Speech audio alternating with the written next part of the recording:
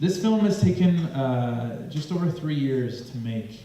This is our debut film as a production company, my debut directorial debut. And so it's a long time coming. It's been an uphill battle to get this film out there and to get it made. And you know, when we made this film, when we were in the process of making it, we didn't think anyone was going to be interested to watch it. This was at a time when the Rohingya crisis was getting little to no news coverage. Nobody knew about the Rohingya crisis, and people still think of it as a new issue, something that just happened in the last year or two. But this is something that's been going on for decades, and it is a genocide, and that's why we wanted to call the film "I Am Rohingya: A Genocide in 4 Acts." Because people have been dancing around ethnic cleansing for a long time. People are dancing around genocide, but I think now with Canada recently, you know, calling it officially a genocide, I think this is a really important time to be watching this film. So it's always a pleasure to be in audiences with people who are going to see it for the first time. And I always say this, you know, what you're going to witness in this film is real testimonies of genocide. You're going to hear stories not just from Rohingya youth, but also their parents, larger community. And not only are they sharing stories, but they were brave enough to actually reenact it and reenact their memories and experiences. And I always say that whenever you watch this film, you have now become a witness to genocide. And I think that comes with a certain amount of responsibility, whether it's just telling someone else later tonight of what you saw, and if you know somebody who doesn't know about the Rohingya genocide, telling them more about it, or sharing this film around, or doing whatever you can. I think when we become witnesses of genocide, that comes a duty. There comes a duty with that. So thank you so much for coming. Thank you, Cinema Politica. Thank you, True North Insight, and enjoy the film. Thank you.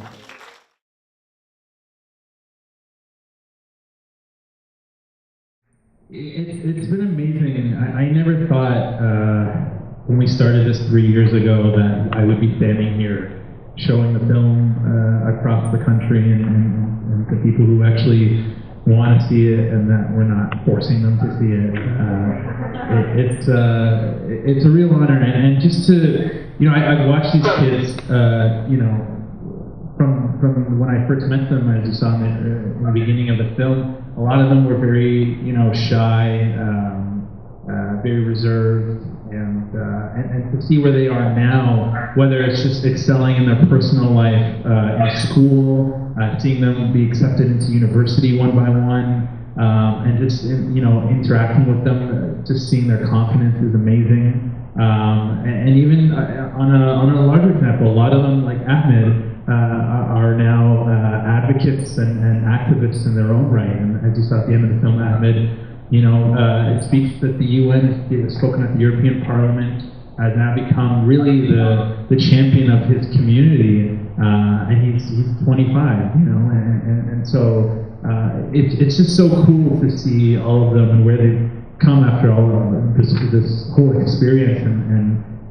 as you heard some of the parents at the end talk about how it just changed their relationships even with their kids, and how now they feel like they can talk to their kids, and their kids, and something that was happening after we done the play is that the kids started asking their parents a little bit more about their stories, because for a lot of them they wanted to kind of shelter their kids from some of their more traumatic stories. They didn't want their kids to know what everything that they'd been through, but after they'd seen the play and seen how brave the kids were, there's now a history of sharing the trauma that they went through, and they feel like they're passing it on to their kids because they know their kids can handle it, and they're actually doing something incredible with it. So for me, just out on the outside, it's just been an incredible experience.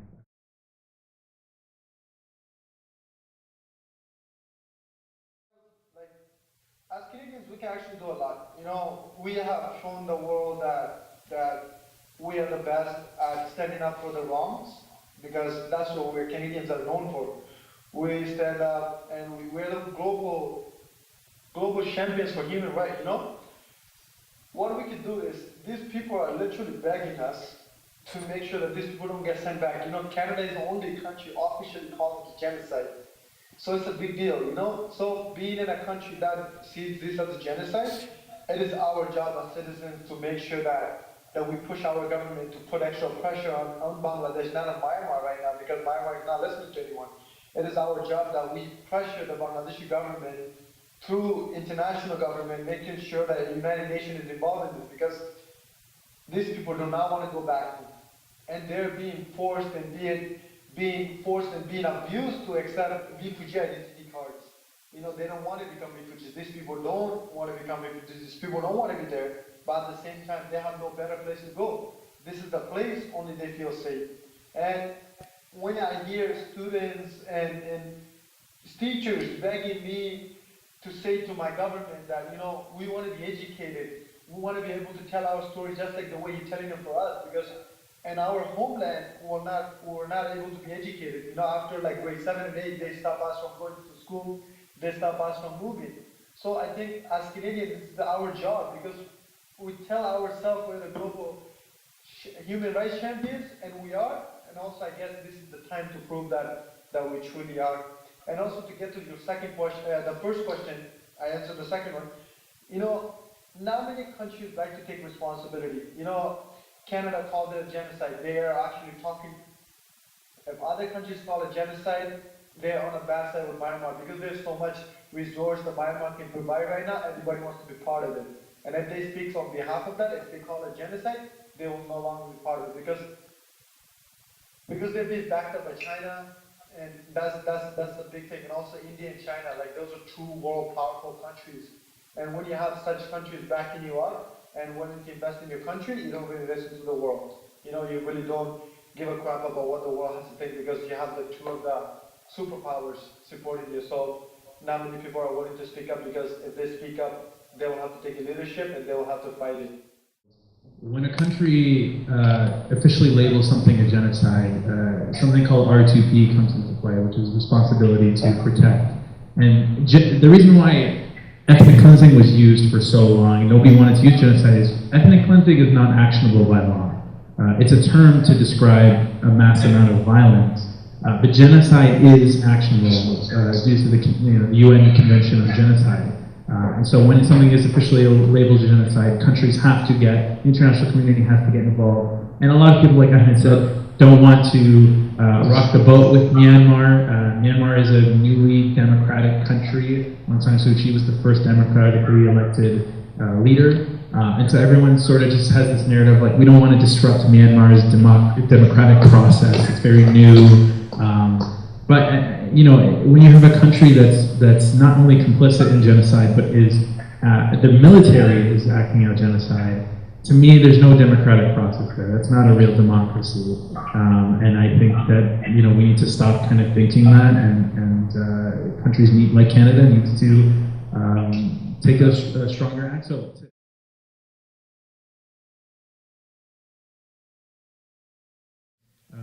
You know, it sounds corny to say, like, you know, write a letter to your MP or call your local leaders, but to be honest, over the past few years, it has been working. Like, our MPs in Canada and our leaders have been listening. I see somebody shaking their head, and for sure, there's still a lot more work that could be done.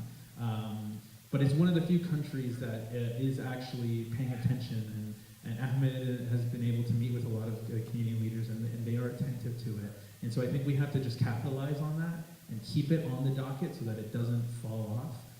And so things like, you know, messaging your MPs or showing up to to meetings where they're present and reminding them that not to forget about this, because it could very quickly just be, look, Canada, we called it a genocide, and then that's it, our job's done. But there's so much more that Canada can do in terms of ensuring safe repatriation for the Rohingyas, opening up the idea of resettlement. You know, there's just over 300 families here in Canada, many of which are the families that you saw in the film. There's very little here, and so you know, resettlement is another option. So there's so many things on the table, and I think the day that we stop hosting screenings like this, or showing up to theaters, we're talking about this, is the day that this all dies out and the Rohingyas are forgotten once again before they're back into the news cycle. So I think it's really just keeping that momentum up.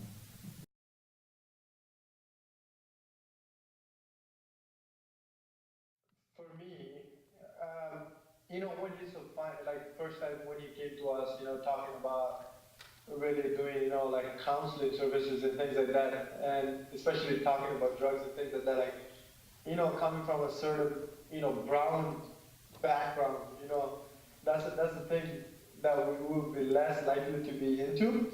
So Yusuf knew that these kids are, yeah, they're not into this type of stuff. That's when, you know, I and a few of my co-cast over here had like pitched the idea, let's do a play based on the plight of our people.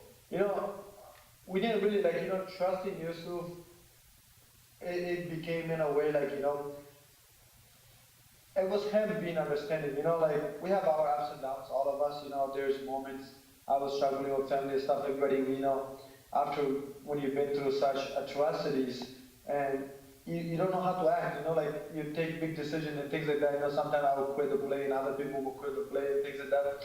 It's hard to trust, and finally, you know, it came to a point where it wasn't just work anymore. It wasn't just fighting for the Rohingyas. It was just becoming a whole big family that, you know, stand together on a world stage, willing to tell their story. And Yusuf kind of, you know, let us do our own things, and that kind of let us know that he was with us. He's just there to help us implement our voice, not to control the thing. You know, you'll see it in many points that I will take over for directing and things like that. It was a daily thing, you know, that if we wanted something a certain way, every day, you know, we wrote a script for the play, but nobody really followed the script. Whatever was needed to be added, whatever needed to be there. If we didn't like the way Yusuf was telling us to do something, we did it the way we wanted, because that was our story. And Yusuf stepped back, you know, he said, you know, it's your story, tell it the way you want to tell it. It is my job to get the best performance out of you. But at the end of the day, sometimes he sees that he's working us too hard. We're not professional actors. We didn't do any of this before. So it was the understanding outsider coming into your community and telling you that, you know, he wants to help you implement your voice and let the world know what is going on. And when you have certain things like that, I'm pretty sure that anybody would trust someone who's just coming into the community and just willing to help and wants nothing in back, even though I swear we have put them into a lot of visible times. Like we could be childish at times, but it's the understanding and to keep believing in us and not giving up on us that really made us shine on that world stage and speak for our people. Yeah, I was very cognizant of my own positionality. Like I'm not a Rohingya. I was born and raised in Canada. I you know, come from a similar, like I'm half South Asian. I'm Muslim, so you know we were able to connect on those similar things. But I mean, you know, Ahmed and I are actually the same age. He likes to. Older than you. He's a few months older than me, but we are the same age. But our experiences in our life. I mean, I for the film I sat down with Ahmed and he told me his whole life story, and you know, we have lived very different lives, and so the whole process with making the play and making the film, I was very weary about, you know, not taking over, because I come from a traditional theater background, and in my experience, you know, the director is, you know, the king, and you have to listen to what they say, and the script is holy, you can't touch it, you have to just, you know, verbatim, you have to recite it.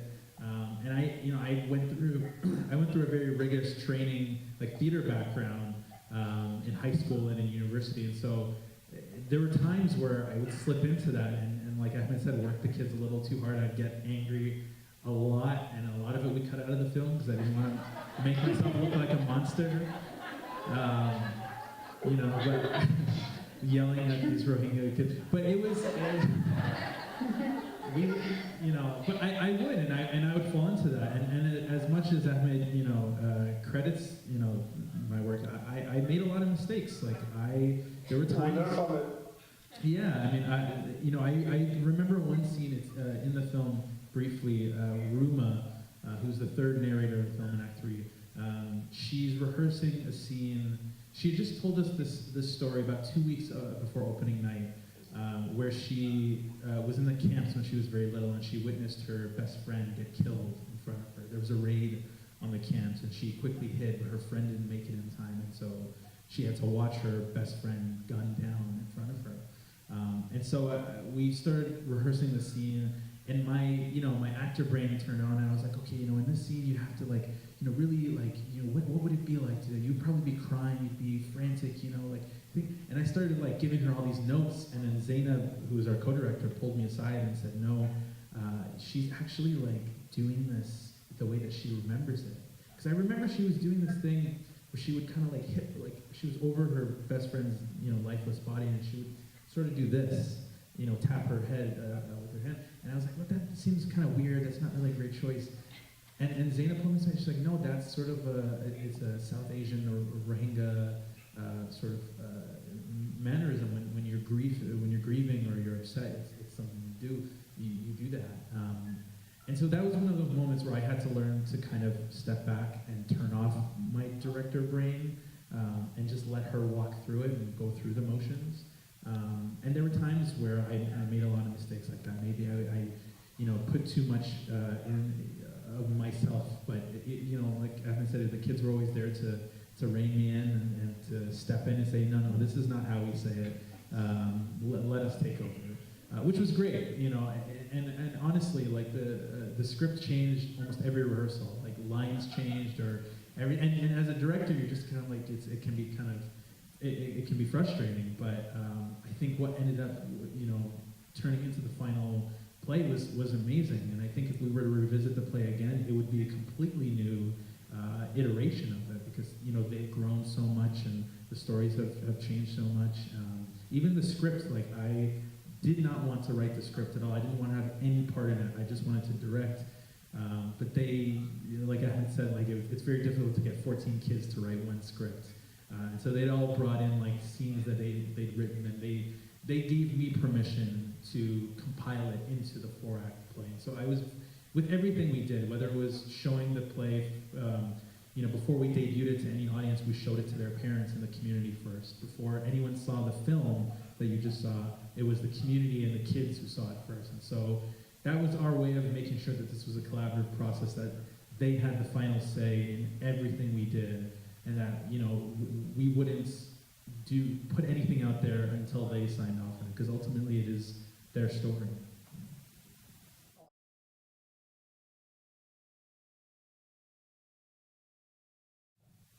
Yusuf, you might think that you were overworking us and things like that. Sometimes, we can get rowdy and things like that. We kind of needed that. But at the end of the day, I know I always make fun of you every time we have a Q&A and things like that.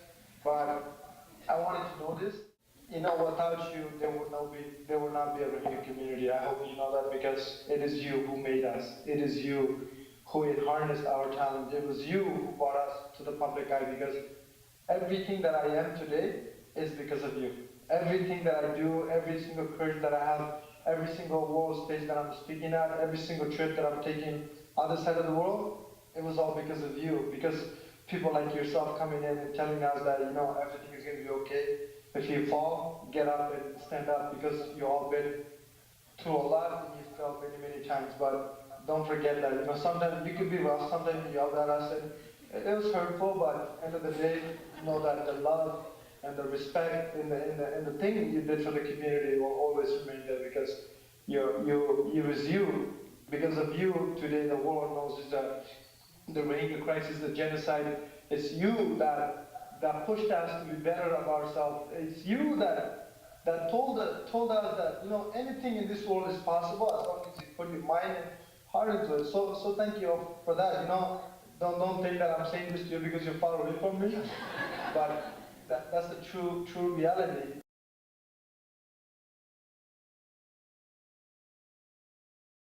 There were times where I felt like I wanted to quit. I felt like, as you saw briefly in the film, I didn't think this was going to work.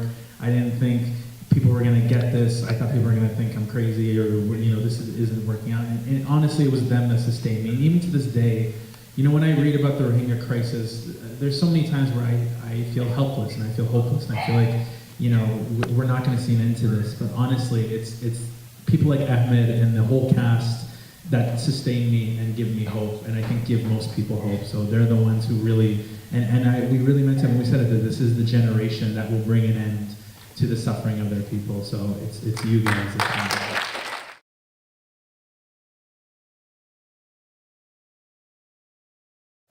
for me, you know, being the only man in the house, I had a little different life story than everybody else.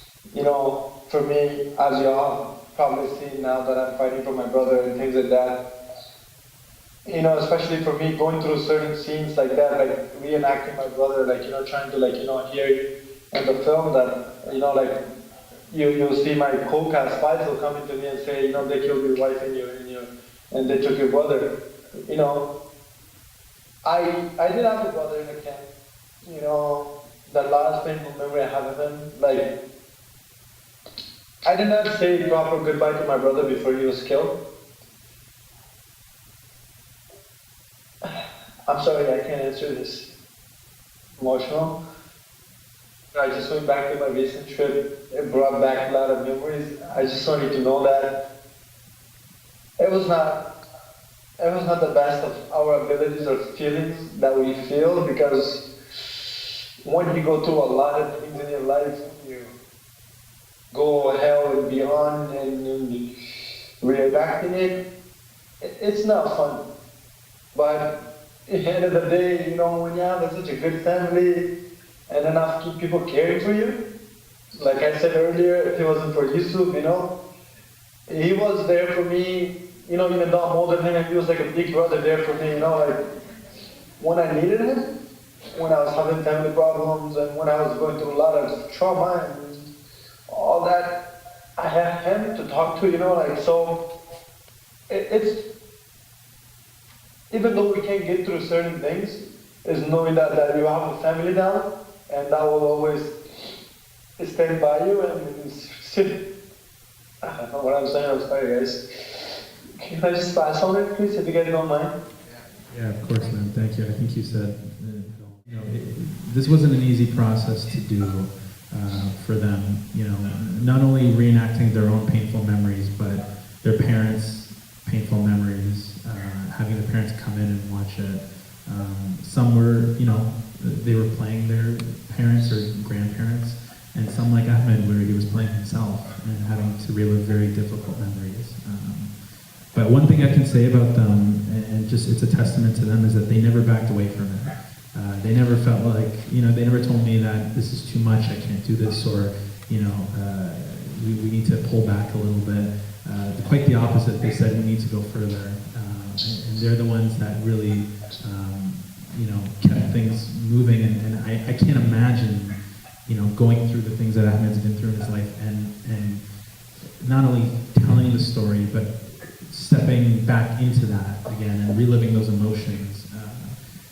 It was, you know, just an unbelievable experience. And I just think they're the bravest kids and you know, people to be able to do that. Not all of us can really even remember difficult memories in their lives, let alone have to, you know, walk in those footsteps again. So it's really a testament to them as performers, as human beings, to be able to do that. And like Ahmed said, it was us as a family and supporting each other through that really kept us going. You know, we really propped each other up and supported every single person to you know, everyone knew the importance of this play. It wasn't just a play to any of us. It was something bigger, and I think we all had that in the forefront, and we knew this was more than just acting. It was you know, there was a lot more at stake.